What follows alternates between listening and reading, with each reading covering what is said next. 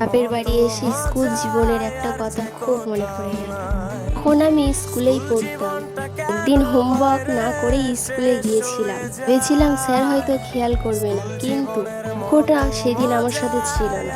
Sir আমাকে দাঁড় করিয়ে জিজ্ঞাসা করলেন হোমওয়ার্ক কোথায়। ভয়ে আমার হাত পা কাঁপছিল। সত্যিটাই বলেছিলাম, স্যার কাল বাড়িতে অনেক কাজ ছিল, করতে পারিনি। বকা দিয়েছিলেন, কিন্তু শেষে বলেছিলেন ভুল সবাই করে, কিন্তু একই ভুল বারবার করা উচিত নয়।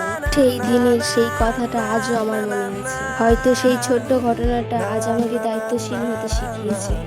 যখন আমার বাপের বাড়ি এসে সেই পুরানো দিনের কথা মনে পড়ে, তখন বুঝতে পারি স্কুল জীবনটা সত্যি জীবনের সবচেয়ে সুন্দর সময় ছিল।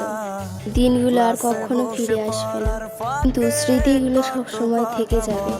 এবার তোমাদের সাথে শেয়ার করি যে সারাটা দিন কি করে কাটলো। সকালে উঠে ব্রাশ করে চা খেলাম, তোমরা দেখলে। পরে মা এখানে রান্নার জোগাড় করছিল আর আমি বিরিয়ানি খেয়ে নিলাম। মা আর বোনের সাথে অনেক গল্প করছি। তারপর বাবার বাড়িতে এইভাবেই দিনটা কাটছে। সত্যি অনেক ভালো লাগে বাবার বাড়ি আসলে। কিন্তু সবাই কমেন্ট করতে ভুলবে না কার কার বাবার বাড়ি আসলে খুব ভালো লাগে। আমার তো ভীষণ ভালো লাগে বাবার বাড়ি আসতে। ভিডিওটা ভালো লাগলে লাইক কমেন্ট শেয়ার করতে ভুলবে না কিন্তু। ভিডিও এখানেই শেষ করছি কিন্তু।